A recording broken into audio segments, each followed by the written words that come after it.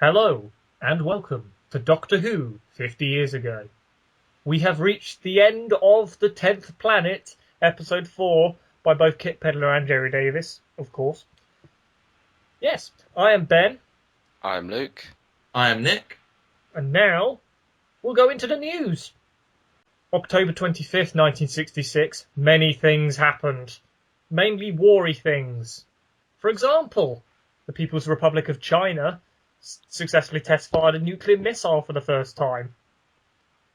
Yes, they are one of the 5 powers that are allowed to have nuclear weapons. Because not long after this, they signed an agreement that banned other states from having nuclear weapons, other than the 5 that already had them. I mean, a couple of countries have sort of disregarded that, like North Korea and India, Pakistan, Israel. But other than that, everyone else doesn't have nukes. Yeah, those are the main nuclear warring states. Yeah, that plus the UK, France, at this point in time, the Soviet Union and the United States, plus China. China is a rising third party. Oh. Meanwhile, Vietnam's happening still. The 7 member nations of the Southeast Asian Treaty Organization, they agreed to a common plan for ending their participation in the Vietnam War. This was the Manila Communique, signed by Lyndon Johnson, South Vietnam's Prime Minister, and some other leaders, endorsing a 6-point peace proposal plan to withdraw from South Vietnam within 6 months, after the North withdraws its forces, ceases infiltration, and stops all the violence. North Vietnam said no thank you, likened it to the Munich Agreement, and decided to fight the US imperialists instead. So that went well. The Luna 12 space probe, launched by the Soviet Union, enters orbit around the moon and photographs it many times in high definition for potential landing sites for a manned mission. These photos were never released, though, because of Cold War things. But I guess here what you're seeing is, all on one day, you've got communist China, developing nuclear weapons, which is obviously going to be a bit alarming to Westerners. Then you've got peace overtures in Vietnam being rejected by the North Vietnamese. And then the Russians are successfully photographing the moon for planned manned missions. And probably colonisation. Yeah. So from a Western perspective, this is a bad day indeed. It was a simpler and scarier time, it seems, for these capitalist lot. Moving away from the scary stuff, on October 27th in the US, CBS premiered It's the Great Pumpkin Charlie Brown, a Halloween-themed cartoon episode thing, which has since been showed every week in the last week of October, either on CBS or on the ABC network. It's a long-running television thing. It shares its comparisons with Doctor Who, you see. Anyway, back to China. On October 28th, it announced through its official news agency that it claims sovereignty over territory within the independent Buddhist kingdom of Bhutan. It's stretching its political muscles, so to speak. If in some of the episodes down the line we see the other being some scary and aggressive, it possibly will be inspired by communist China flexing its muscles and being a bit aggressive internationally, developing missiles and threatening independent countries, or the fact that communist countries in general seem to be uninterested in peace with the West. And finally, space politics.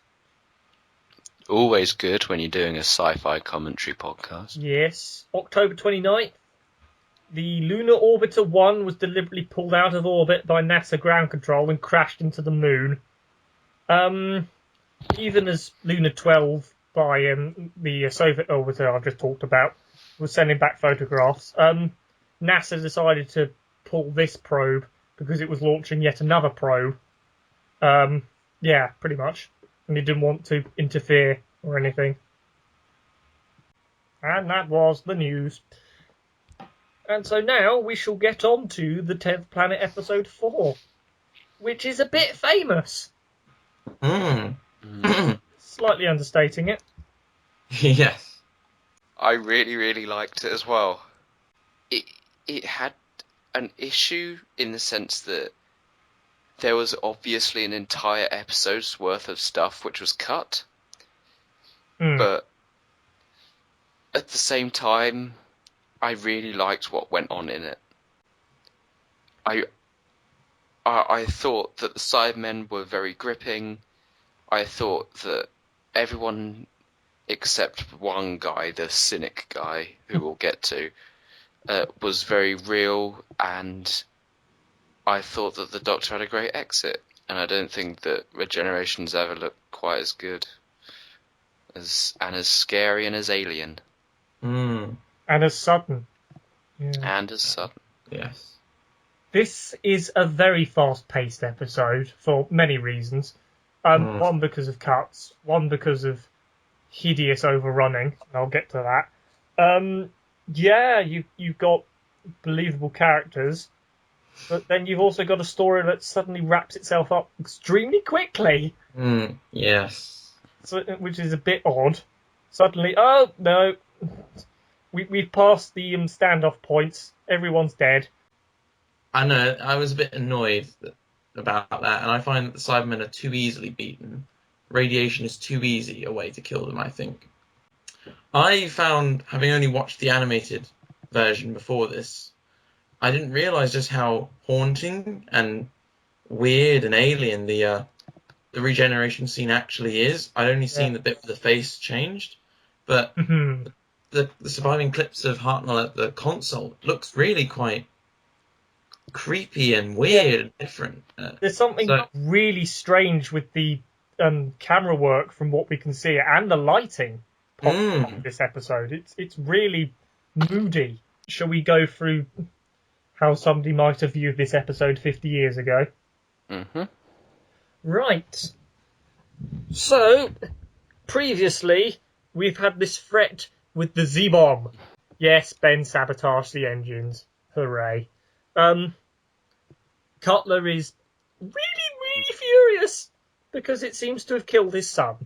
And so he goes off on a wonderful breakdown, as does everybody else, who seems to be bathed in sweat, because that's what you do when you launch nuclear missiles. One last thing for your war historical. But before anything can really happen, one, Hartnell gets back up, the Doctor's on his feet. Hi, I'm here. Let's do this. That is literally what it is. Yeah. And two, the Cybermen come in and kill Cutler. Yep. Down he goes.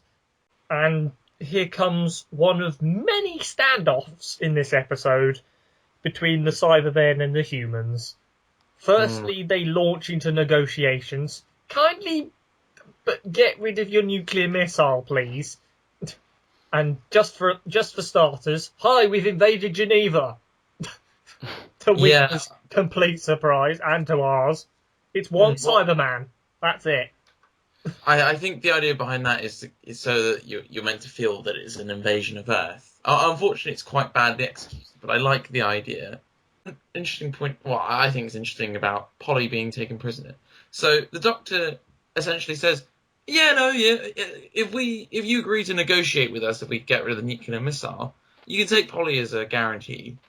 And he decides it for her. She doesn't actually get to say anything about this. Let the older man tell the younger woman what to do, you know. Basically, the Doctor becomes a sort of call centre person. And the one still shot of him talking on the phone at gunpoint is lovely. I love that one. Right. But this is then taken over by the Cybermen, who have a conversation with each other across the airwaves. There's the hearing the enemy voices over the radio, and the fact that they're so strange and obviously alien, and so terrifying and villainous. I think that would have been so impactful at the time. The sense that the radio during the war would have been the only thing that you had as your connection to the outside. Can you imagine hearing a German voice or German accent on the radio that's what this bit is sort of referencing. You could believe for a second that maybe the Cybermen might negotiate in some way, because they have been set up. They're not totally evil. They are a bit morally ambiguous and a bit grey. You feel like if it were in their interest to negotiate, they might well do so, which I kind of liked. I like that idea that you think the Cybermen could negotiate. The Doctor gives them the benefit of the doubt and goes, "Yeah, you guys are screwed. Why don't you come and live with us in peace?" Anywho, these good Cybermen make it pretty well known their intent to not cooperate, not negotiate. They will take you to Mondas, and you will become like them. So the Doctor goes, "Aha, you double-dealing backstabbers," and tells the entire base that they're evil. All the men are now in the room with the Z-bomb, the missile, and are disarming it. And they have an argument for like 10 minutes about whether to trust the Cybermen or not. Yeah. To me, this bit went on way too long, considering how little time they have in this whole episode. This scene takes too long, I think. I'm assuming this is the cynic you were mentioning earlier, Luke. Yeah, Dyson. The scientist who's like, "Oh, everything's wrong. You're all wrong. There isn't anything we can take out of here that's radioactive, except there is." Last episode, I had a brief thing about how Doctor Who was structured that ended up cut, so I'm going to whiz through it now. Episode 1, set the scene. Episode 2, you have your first look at the villain. Episode 3, you start to fight against the villain and you find out what your tools are. Episode 4, you put your tools into use. The problem with this story is that we don't see what the tools are until episode 4 because they will have to be shoved forward.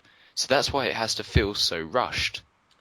And also the fact that the Cybermen, literally, how stupid are they if they're that weak to it that they just stand outside the door of this thing? The men, as I will categorise them, manage to get the carbon rods and defeat the Cybermen. Yep, and then basically Mondas, it doesn't blow up, as more sort of dissolves and disintegrates. Crumbles apart. Well, sort of like its layers peel off, almost like an onion, isn't it? The way that the reconstruction shows it, yeah. Yeah. Because of course you can't have a nearby exploding planet. The point is, before Mondas explodes and everything comes to a climax, the Doctor's been also taken to the cyber ship, and so he's being affected by the energy drain of Mondas, which is important. And the Cybermen dissolve into tiny little figures. Again, merchandisable, it looks like. The one screen cap we've got of it. And so the story ends, pretty much. Ben goes to try and free Polly and the Doctor. So they had to cut down the episode even more so they could fit in a regeneration scene. Yes. So the episode resolves itself and then tries to resolve its own internal issues.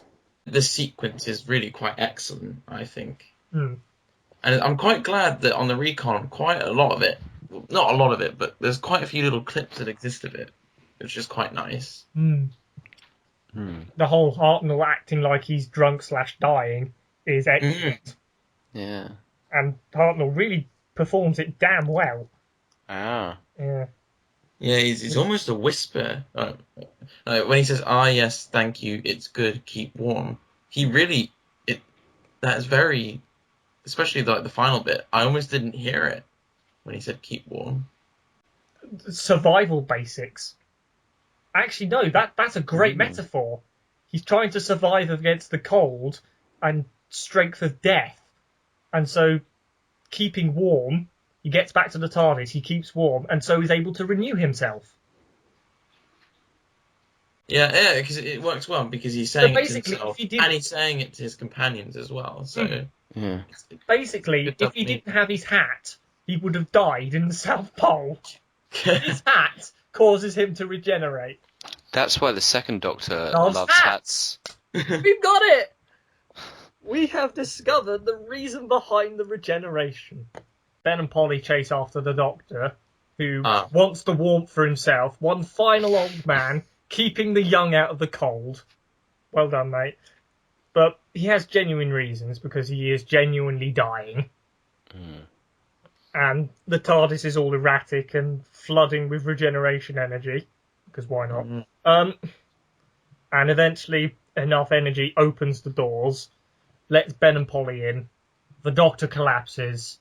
Polly removes the offending scarf so the camera can get a good look at him, and he changes into a new man.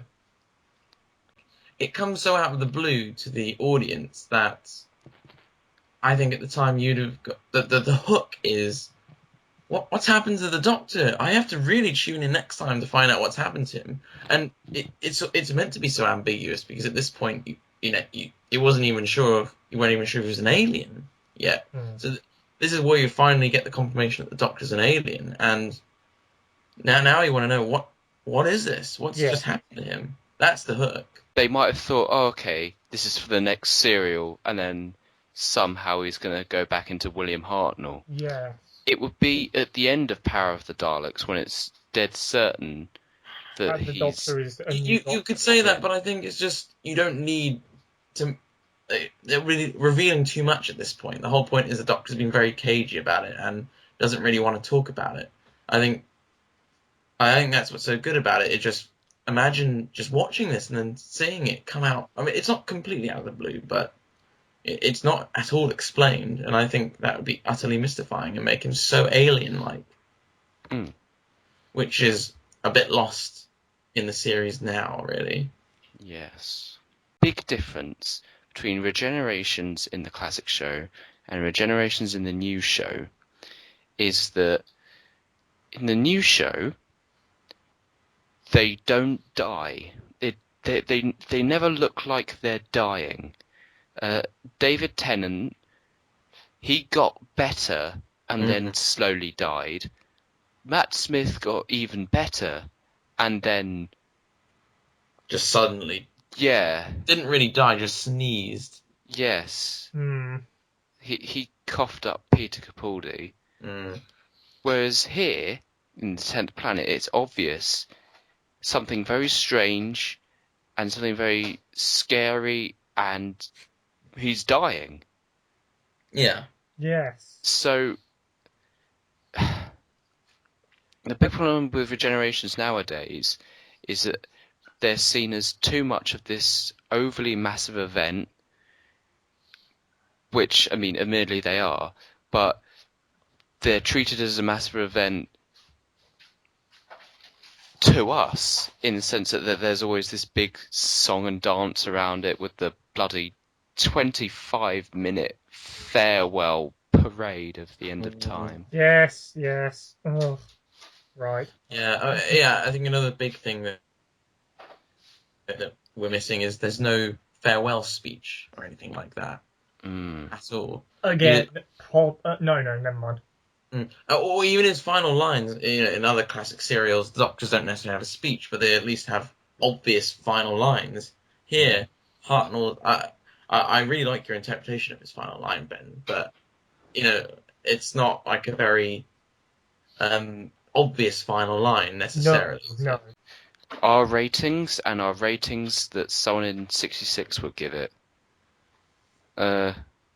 My rating for this serial is an 8.5 out of 10. I can't quite bring myself to give it a full 9 because it rushes through the final episode a bit. But I love it. I've said for a whole month how much I love it. I think someone in 66 will give this a 9.5 because the Cybermen are really scary. There's loads of hard-hitting World War II homages and imagery, and I know people were really scared of the Cybermen back then, and yeah, I just think it's a gripping story. I'd give this a 7 out of 10, mainly because it does detach from its focus quite a bit, the main focus being the Cybermen, or maybe it has too many focuses, but for different reasons, obviously, Hartnell being ill, and the fact that the Cybermen are sidelined for 2 of the 4 episodes. I'd say they give it an 8, maybe. They'd find it better, probably because of the initial impact of the Cybermen. Again, they're not seen for as long as you'd hope in this episode. They're not a menace throughout the entire story. They're sort of sidelined in 3, which Remember to also really quite a big break.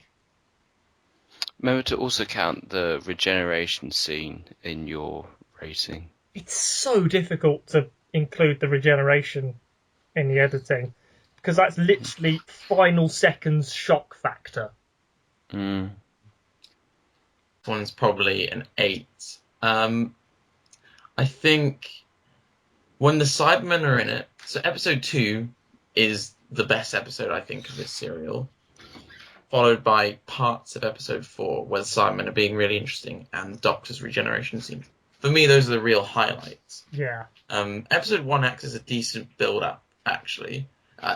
I think my problem with this episode, although episode 3 is good, in the overall structure of the thing, as you've alluded to already, Luke, I think it doesn't help the whole structure of the serial, which is where I think most of its problems come from. Albeit, it's not really the writer's fault.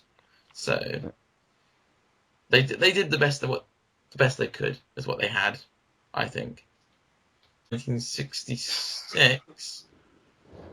Maybe you want it to be 8 or maybe 7.5. I'm thinking that the regeneration scene might not have been universally well received. Probably wasn't, because people don't usually like enormous change. I mean, just see what happened when Tennant became Smith. A lot of people switched off. I mean, a lot of people joined the show, but a lot of people switched off. I always talk to people. I always meet people like, I watched David Tennant, but I stopped when Matt Smith started, or I stopped when a new Doctor came along. So, That is quite literally the trickiest thing they had to deal with. Yeah, so I can really... I think... do something. I think in retrospect, I think this is a brilliant regeneration scene, but maybe at the time, people might have been a bit too spooked by it. It might have been too weird. At least people were curious. So I think really it's next week where people will be won or lost. It's time for me to do my post-mortem of the 10th planet. First person who had the idea of the Earth having a twin planet was Malcolm Hulke in his proposal for a story back in 1963 called The Hidden Planet. So there you are.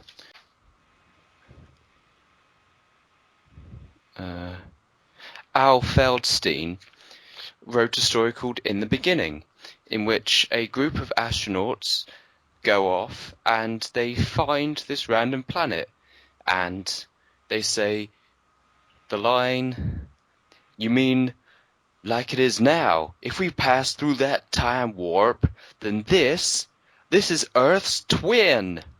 In that story, even in 1953, in sci-fi, they actually say there's a 10th planet, which is Earth's twin. Even then, you've got that. What could we have become on this other planet? When we eventually find them, what were we like? Whilst both Kit Pedler and Jerry Davis discuss their ideas for the 10th planet in a fish and chip shop in Kensington. So, humble beginnings. Jerry Davis decided that the Doctor could become a new man to keep the show going after Hartnell was persuaded to leave by the producer Innes Lloyd, who called it a rejuvenation. Troughton was actually offered the role in late June, above actors like Michael Hordern, Patrick Wymark, Ron Moody, and even former rock and roll star Tommy Steele. We talked about how the Cybermen have human hands. Silver blue makeup went onto the Cybermen's hands in lieu of gloves. Troughton's arrival as the new Doctor Who was announced on September the 1st. The reason for episode 3, no Hartnell, is because Hartnell was taken ill with bronchitis, so he required some rest and injections. Gerry Davis reworked the script, but fortunately the bulk of episode 3 had the Doctor becoming weaker and sleeping off the episode anyway. Oh. There you are. And the revising of the scripts also catered for the regeneration, which was inspired by the transformation of Dr. Jekyll into Mr. Hyde, or the other way around. Effect was shot out as a sequence, so they did it first before recording the rest of the episode. It took 2 takes and took longer than expected, meaning that final recording of the 10th Planet episode 4 badly overran. In contrast, ITV showed professional wrestling and Opportunity Knocks, and as we said, the ratings were 5.5 to 7.5 million. And then there's the point about overseas sales. So Australia aired it in May 1967. New Zealand showed a censored version, which then went to Singapore for broadcast in 1972. It was still offered for sale in 1974. The original videotape of the regeneration, the whole 10th Planet episode 4, was wiped on a specific date, Monday 20th of October 1969. So please set your time machines to go get it. And finally, nobody knows where Blue Peter got the regeneration footage from. And like you were saying, Nick, about the surviving footage, that was taken from an off-air recording by an Australian fan in either 1970 or 1980. Nobody knows the specific date. The source I've got it from says he saw the episode in 1960, which cannot happen. Yeah. So it must be either 1970 or 1980, because they must have wiped it by 1980. So this fan, was he literally just recording 3-second clips of just Hartnell? Or not even that, because you have the Ben going, Geneva, the Doctor and Polly, and things like that. All those random weird 8mm film bits. Film, like little portable filming technologies like that were very rudimentary, so you wouldn't be able to film much. I guess imagine someone really obsessive about Doctor Who, but in 1970 would try and film it. I guess it makes sense, because they never rebroadcast these things, did they? No, it was either that or nothing. So that's the 10th Planet, ladies and gentlemen. Thank you very much for watching and listening. You can find us on Blogspot, which redirects to iTunes. We're also on Facebook and the other internety things. Yes, join us again next week for episode 1 of Power of the Daleks. Until then, I've been Ben. I've been Luke. And I've been Nick. Thank you, and keep warm.